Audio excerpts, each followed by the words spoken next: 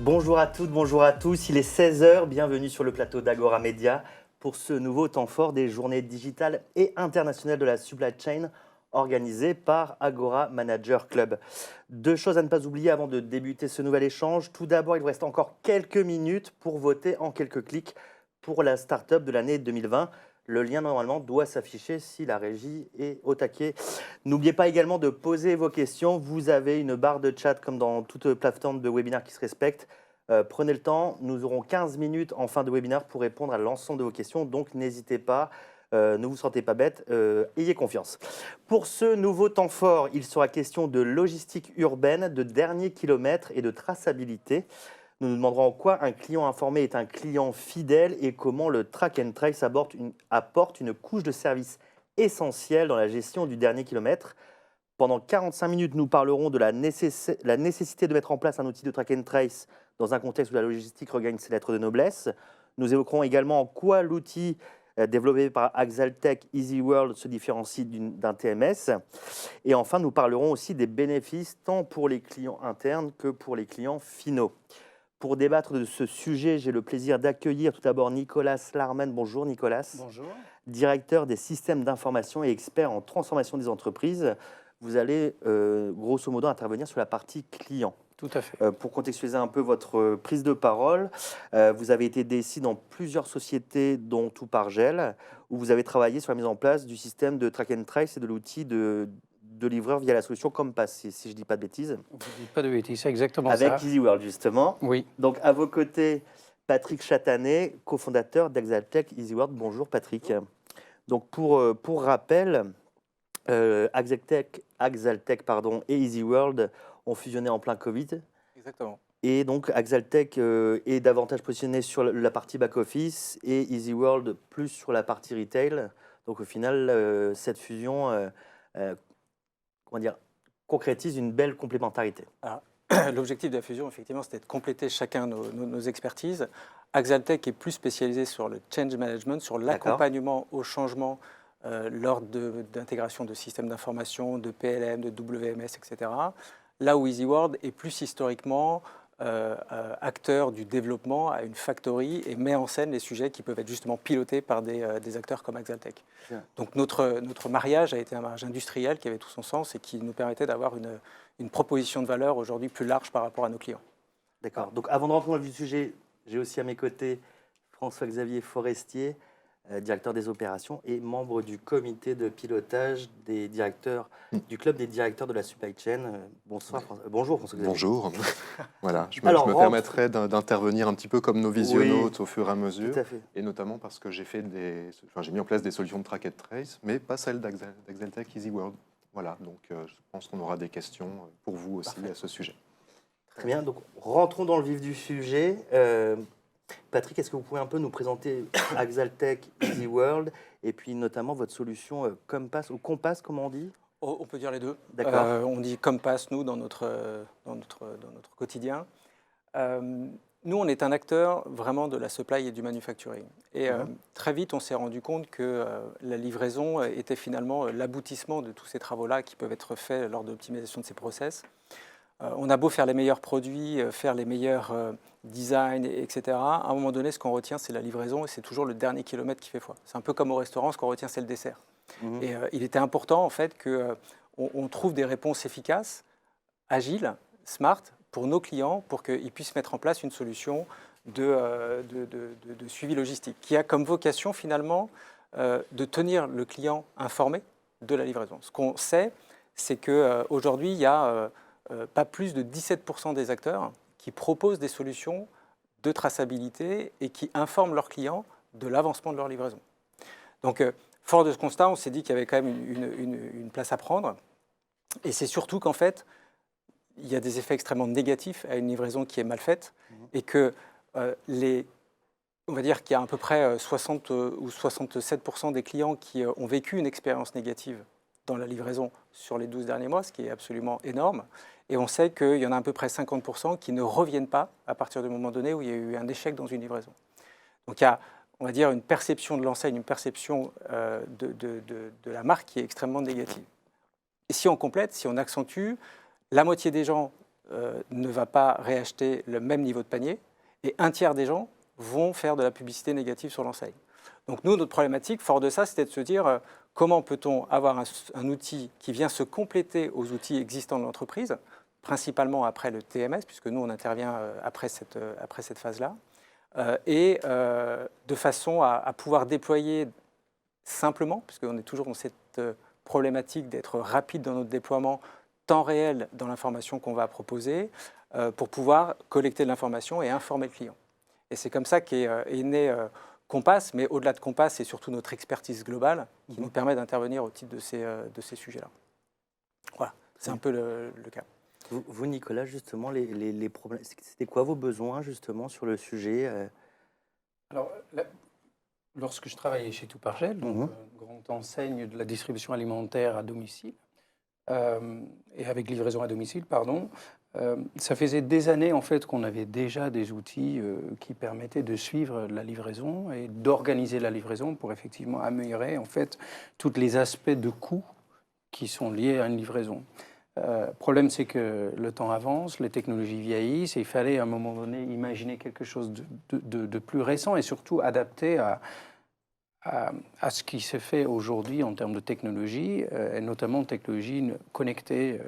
Et lorsque vous parlez de connecté, la première des choses qui vient à l'esprit lorsque vous êtes dans une entreprise, c'est je vais pouvoir récupérer des informations pour l'entreprise.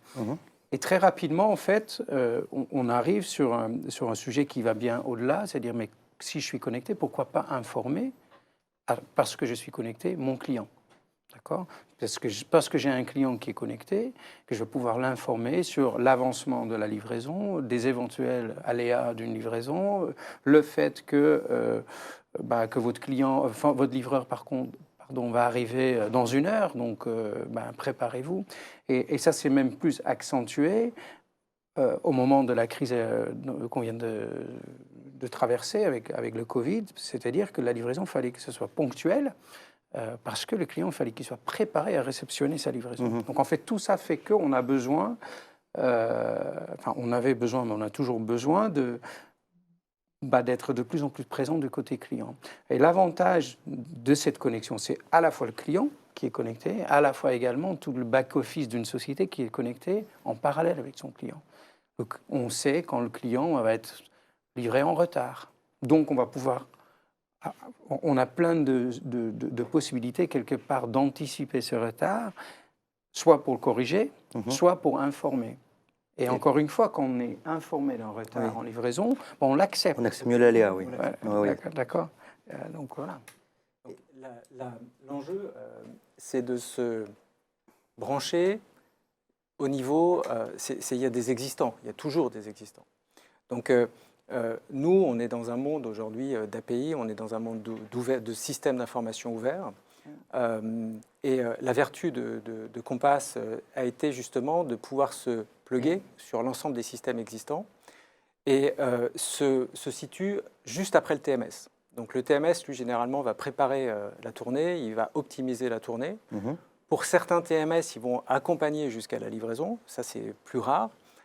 Et la difficulté qu'on rencontre et qu'on a rencontrée, c'est le temps réel et la mise à disposition de l'information. Et généralement, l'information, elle tourne en batch, elle tourne la nuit, elle arrive, elle est préparée le matin, et le soir, on arrive, on vide les terminaux et on récupère l'information.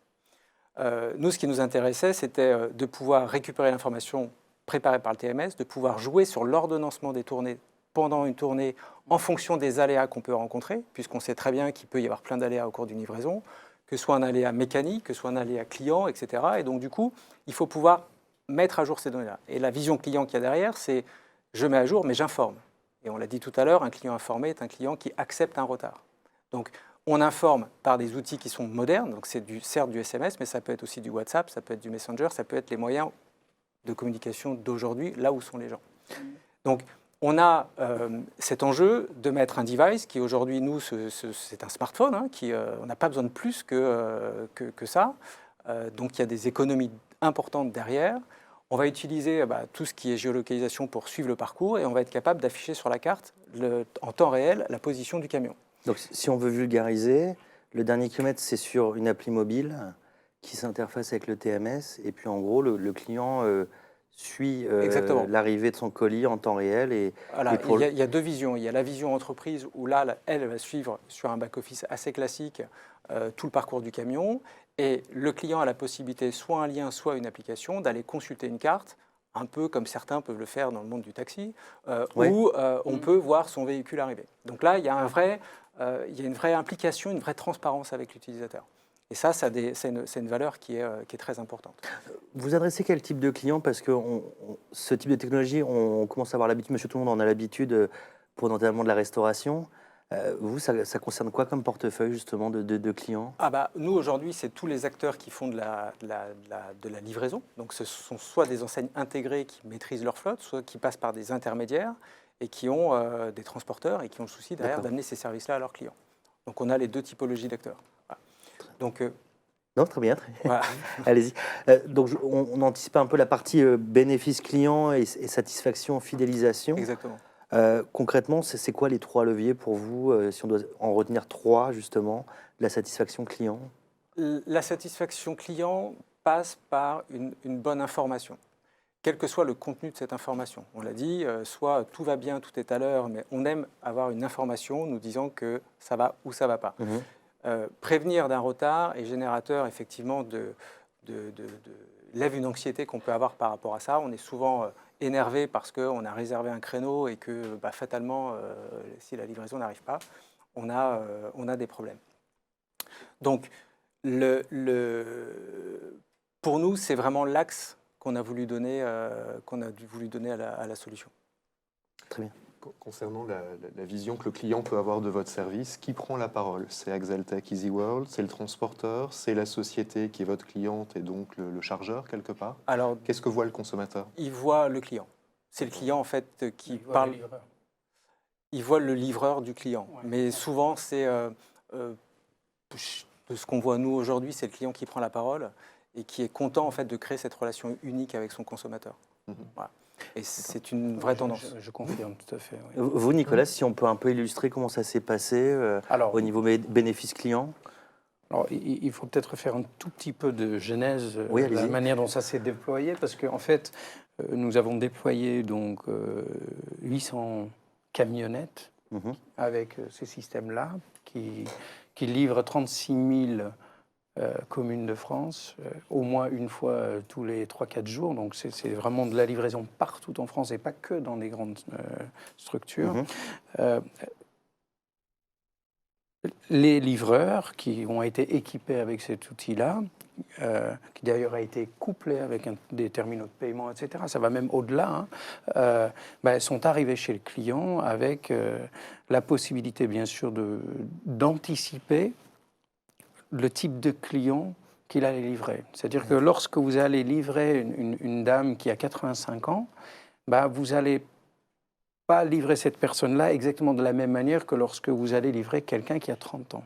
Quelqu'un qui a 30 ans, qui a commandé sur Internet, ne demande pas à ce qu'on lui déballe les courses, qu'on lui met sur la table de cuisine, voire même dans le congélateur ou dans le réfrigérateur. C'est pas ça. On n'a pas moins de service. Ouais. Voilà. Par contre, la mamie qui effectivement a 85 ans, elle ne peut plus porter les courses, donc c'est un vrai service que vous apportez en plus. Et tout ça, vous pouvez l'anticiper à travers l'outil. Donc on optimise les tournées finalement. Voilà, un livreur, il sait qu'il va livrer tout un tas de personnes, et au moment qu'il va arriver chez cette personne, il sait à qui il a affaire. Donc déjà, on personnalise la livraison en fait. Parce que de ça, on en déduit un taux de service, on en déduit des temps de présence, ça valide en fait les créneaux qu'on a pu allouer, et c'est ce qui permet en fait de voir finalement si toute la livraison va respecter en fait les créneaux qu'on a initialement donnés. Et c'est ces recalculs-là en fait qui sont faits en permanence et qui permettent d'informer d'un retard. Et par exemple, donc c'est du temps réel et puis de l'analyse prédictive un peu. Exactement. Ça commence par une analyse prédictive, c'est-à-dire Des que vous allez comportements, paramétrer dans votre TMS, qui d'ailleurs va alimenter du coup un outil comme Track and Trace ou Compass, avec une tournée bien précise qui va prendre en considération que vous allez livrer une personne qui habite au 4e étage, et donc il faut un peu plus de temps que quelqu'un qui est au rez-de-chaussée, etc. Ou quelqu'un que vous allez livrer, par exemple, des packs d'eau, que c'est un peu plus lourd, il va falloir faire 3 allers-retours. Enfin bon, bref, tout ça, vous allez le rentrer dans votre système, et donc le calcul, l'optimisation de tournée se fait à ce moment-là. Cette information-là, elle se charge ensuite dans Compass. Compass récupère ces informations-là et le matin, lorsque le livreur il va partir, il a cette information-là. Et qu'est-ce qui se passe en plein milieu de la journée? D'accord?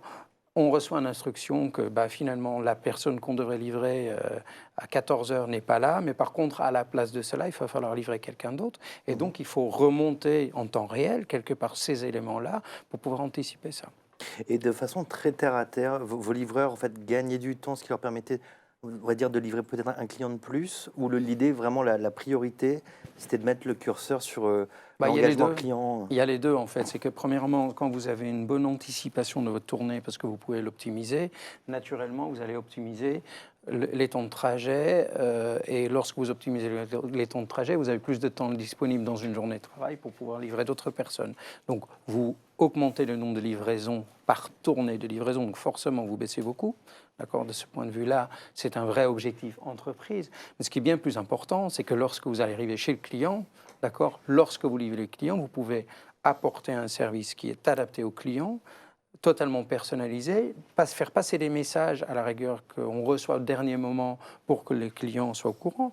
Imagine, vous voulez faire passer une promotion sur un produit donné, vous pouvez dire au client, vous savez, il y a telle et telle promotion. Vous transformez votre livreur qui, à la base, était là pour amener les paquets, quelque part aussi, il devient presque commercial. C'est-à-dire qu'il il a une vraie relation avec le client. Oui. Et comme j'ai toujours dit, lorsque on regarde bien, quelqu'un qui achète à distance quelque chose, le seul moment où il est en contact physique avec l'entreprise à qui il achète, c'est au moment de la livraison. Oui, tout à fait. Et donc, cette relation livreur-client est primordial pour le succès et la durabilité de la société. Parce qu'on sait très bien, un livreur qui vous jette les paquets devant la porte sans aucune personnalisation, vous allez mal le noter. C'est-à-dire qu'à un moment donné, vous allez noter ça. C'est se désengager de la marque bien souvent, oui. Exactement.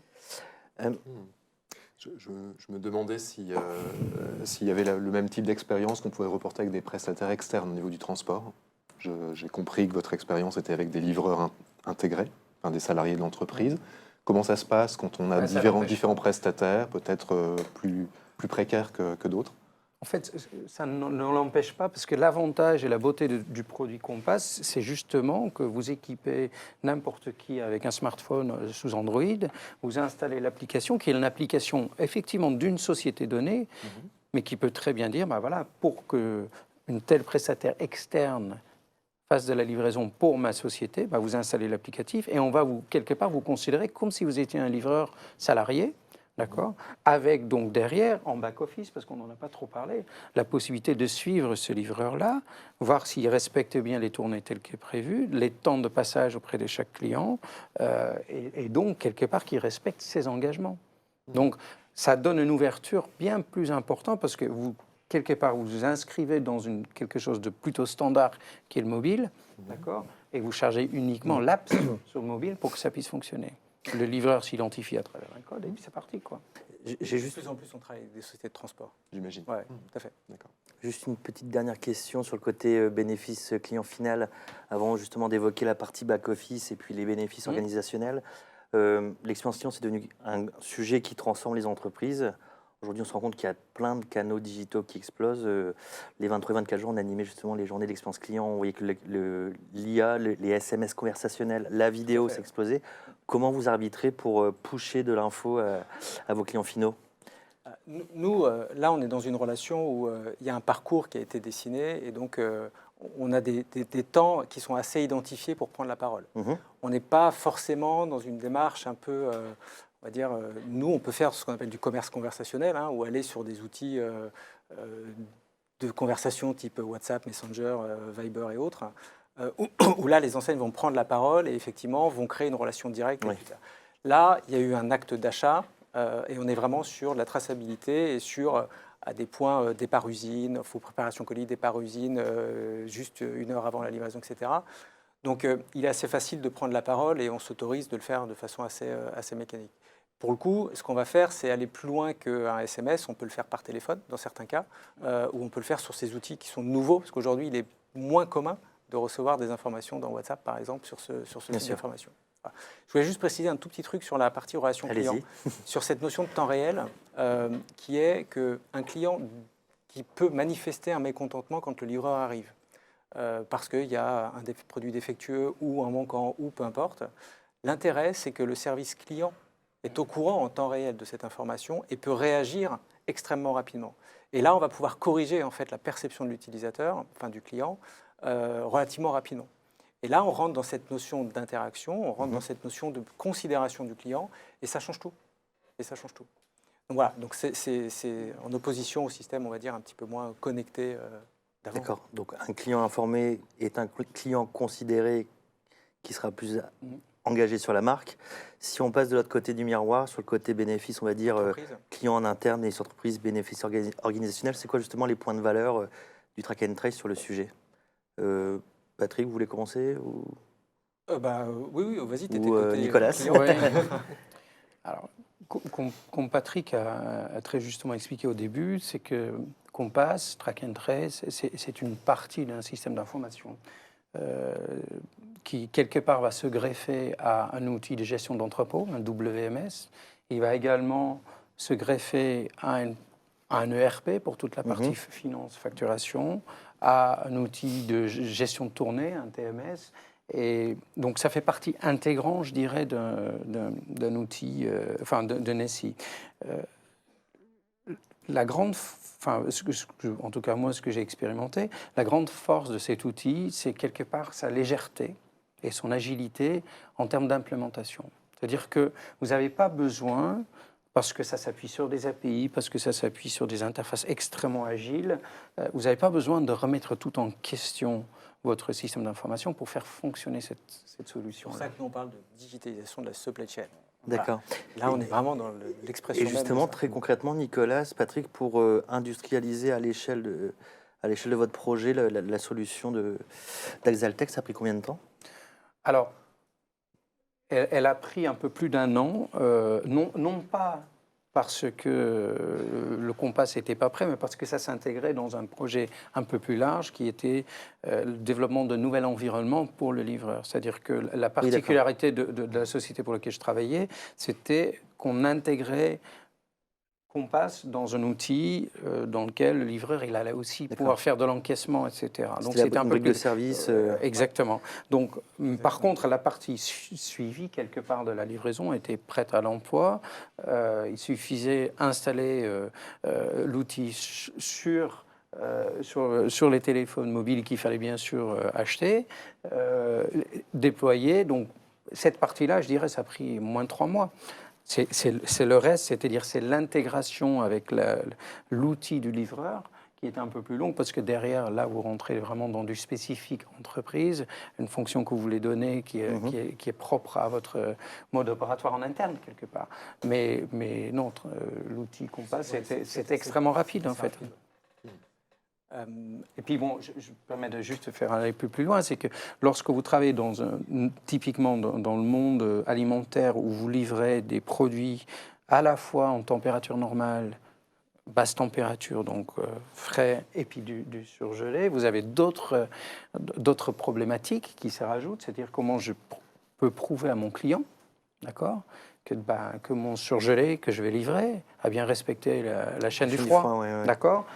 Typiquement, avec Easy World, on a donc intégré quelque part dans la partie Compass, suivi de la température. D'accord. Donc on a équipé à un moment donné nos camionnettes avec un outil de prise de température en temps réel et quelque part sur le même principe de Compass, on pouvait donc suivre pour une livraison donnée, pour une tournée de livraison de données, d'accord, le respect de la température et surtout le maintien de la température d'une cabine réfrigérée, quoi. Donc ça, c'est très, très important parce que là, on parle aussi des problèmes sanitaires. C'est-à-dire que vous avez un produit qui a dépassé la chaîne du froid, vous pouvez logiquement plus le revendre. Hein. C'est sûr, oui. Voilà. Patrick, oui. Non, ça, ça introduit la partie IoT d'Easy World. Merci, Nicolas, c'est sympa. Sur cette capacité à concevoir des outils qui viennent se greffer sur les éléments de la supply, ça en est un exemple.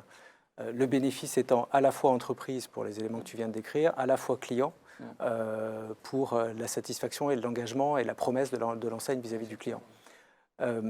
Moi, ce qui est intéressant, c'est la confiance n'excluant pas le contrôle. Compass est un outil de contrôle qui permet en local aux agences de voir où sont leurs chauffeurs, si les parcours sont respectés, si les temps de pause sont respectés.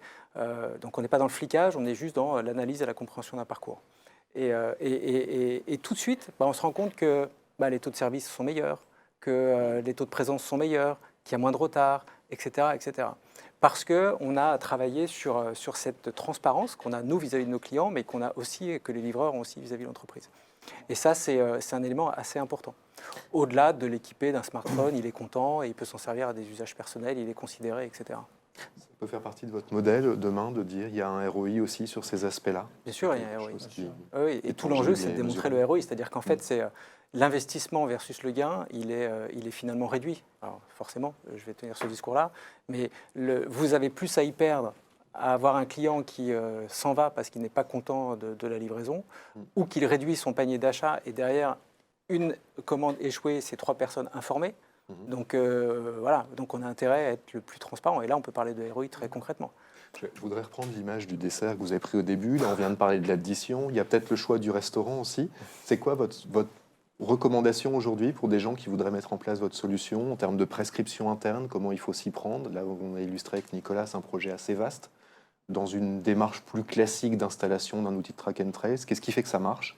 Quelles seraient vos recommandations pour les gens qui nous écoutent et qui ont envie aussi de se lancer?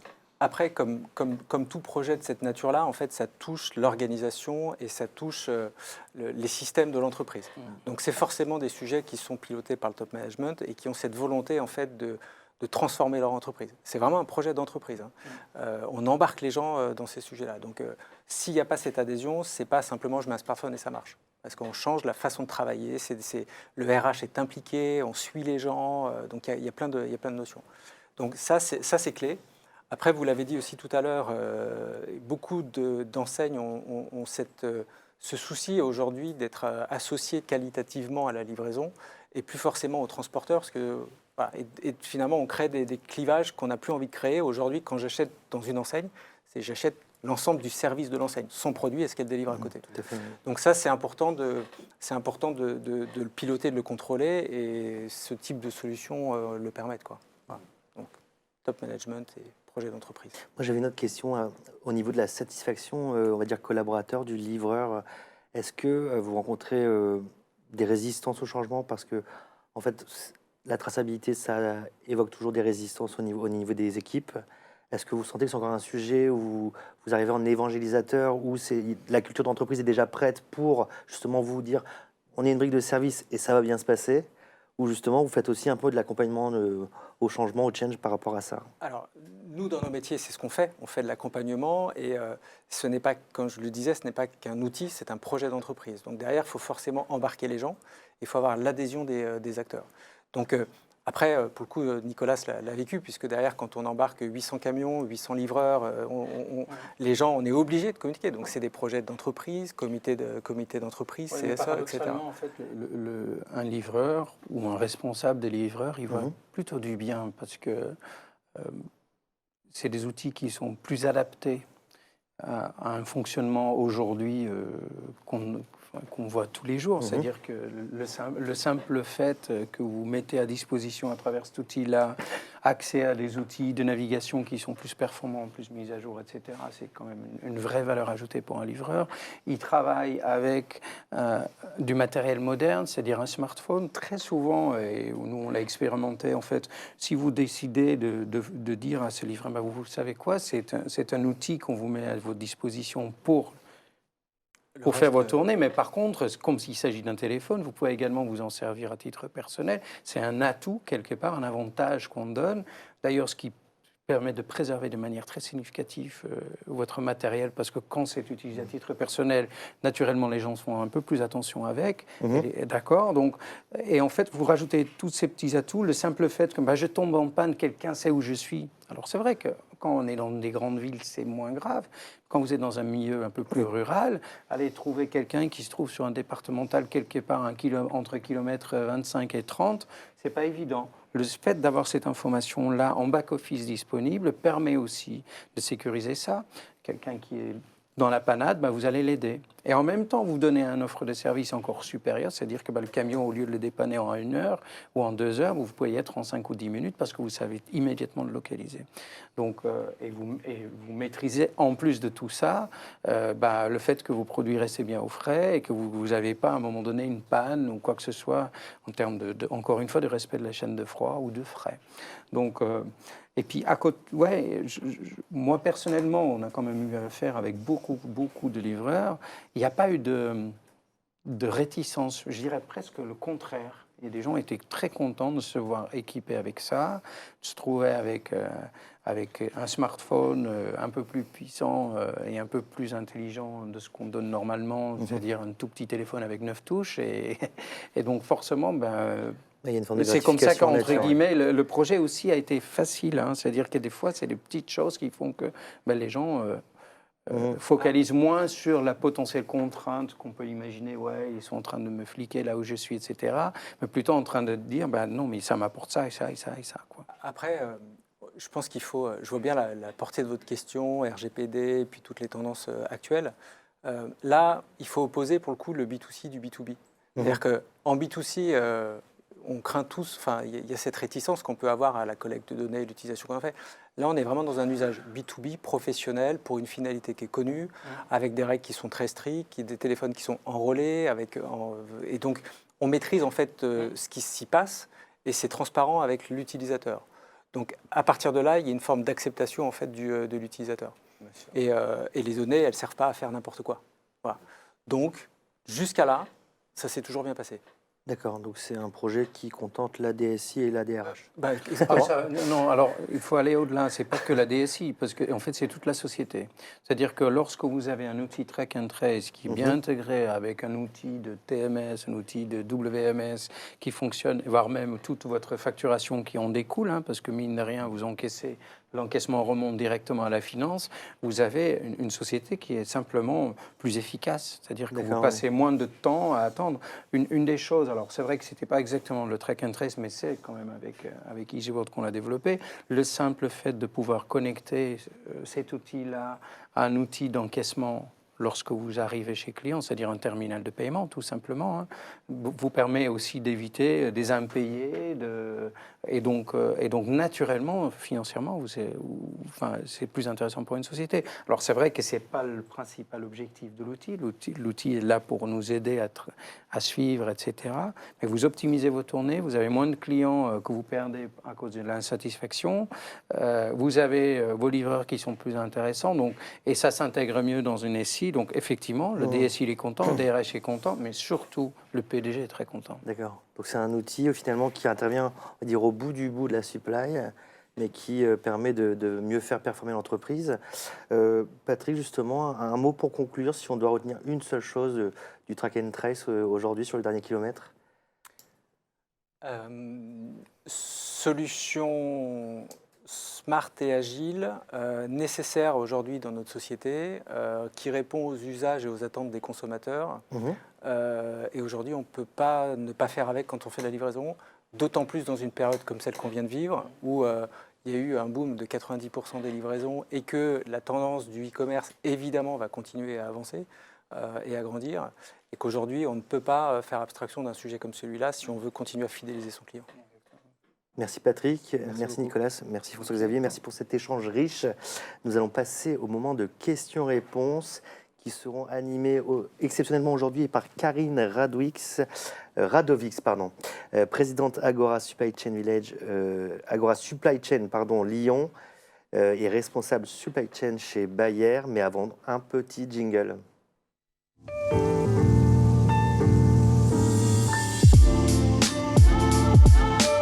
De retour sur le plateau d'Agora Média pour la phase de questions-réponses. Bonjour Karine, peut-être une première question pour mettre Nicolas et Patrick sur le grill. Oui, bonjour et merci messieurs pour cet éclairage intéressant. Une question très pragmatique d'un de nos internautes. Vous avez évoqué le ROI, mais quel est le coût de votre solution ? Alors, le coût, en fait, il y a deux coûts.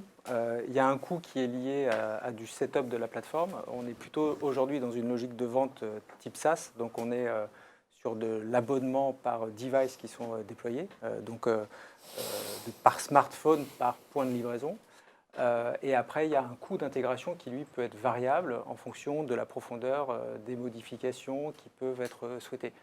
On est vraiment sur un outil, comme je le disais, qui n'est pas en fait fermé. Il se veut en fait avoir un corps qui finalement est préfet et qui n'attend qu'une chose, c'est avoir toutes les interactions avec les besoins fonctionnels de nos clients. Donc du coup, ça, finalement, il n'y a pas de limite. C'est ce que nos clients nous demandent. Donc c'est quelques dizaines d'euros par device par mois. C'est à peu près ça que ça veut dire. Une autre thématique qui a un petit peu été abordée déjà sur la partie transporteur, puisqu'on parlait aussi de prestataires extérieurs. Est-ce que vous avez déjà un réseau de transporteurs partenaires ou ne travaillez-vous uniquement qu'avec des chargeurs? Et si tel est le cas, est-ce que vous entendez vous développer auprès de ces prestataires, ces transporteurs? Aujourd'hui, il n'y a rien qui nous interdit, qui nous empêche de travailler avec tous les acteurs de la livraison. Donc on a des clients intégrés, comme Tout-Par-Gel en est un. On a des clients qui sont qui sont des transporteurs. Rien ne nous empêche de passer par des chargeurs. Après, on va avoir d'autres particularités qui parfois peuvent nécessiter un petit peu plus de travaux pour arriver à implémenter le système. Mais on n'a aucune contrainte à aller sur n'importe quel acteur de la chaîne de valeur du transport. Une autre question, Karine? Oui, donc une thématique qui revient souvent aussi quand on parle de supply chain, c'est la reverse logistique. Donc, est-ce que votre solution pourrait être utilisée dans le cadre du pilotage de cette reverse logistique? Partiellement. Voilà. Vous pouvez développer un petit peu? Non, pas plus. Question suivante, Karine. Oui, sur la partie bénéfice pour l'entreprise, donc vous nous parlez de retour en temps réel. Donc grâce à ces retours en temps réel, et c'est intéressant d'avoir le témoignage de Nicolas, quels sont les plans d'action que vous avez pu mettre en place dans votre entreprise pour améliorer la satisfaction client? Typiquement, on a travaillé sur un plan d'action d'amélioration du service client et notamment le retour d'insatisfaction parce que avant d'avoir l'outil, on avait un numéro de service client qui était appelé. Et très souvent, en fait, comme il y a une déconnexion entre là où on livre et là où se situe le service client, il n'y avait pas forcément le retour du service client au bon endroit. C'est-à-dire que ça devenait des plans d'action extrêmement génériques, applicables sur l'ensemble des agences de livraison, mais que pas forcément sur l'agence de livraison où le problème a eu lieu. Le simple fait d'avoir un retour extrêmement localisé, parce que c'est du coup lié à une livraison à un endroit donné, permettait de ramener en fait ce retour-là et donc de délocaliser une partie du service client directement dans les agences de livraison pour que justement, localement, on puisse prendre en considération ça et de prendre immédiatement des actions correctives. Typiquement, mon produit est absent. Le lendemain, la personne sur une agence de livraison faisant en sorte d'avoir le produit en stock et pouvoir faire une livraison spécifique pour satisfaire le client. Une des exemples. Après, il y en a plein d'autres. Le retour du client qui parle du fait que les cartons arrivent déchirés ou un paquet arrive ouvert, ça nous a permis de travailler plutôt du côté supply chain, de préparation des commandes, pour faire en sorte que on utilisait le bon matériel et puis surtout qu'on n'entassait pas forcément les mêmes produits dans les mêmes cartons pour préserver la qualité du carton et donc qu'on puisse livrer correctement le client. Patrick, justement, le côté satisfaction, pas du client final, mais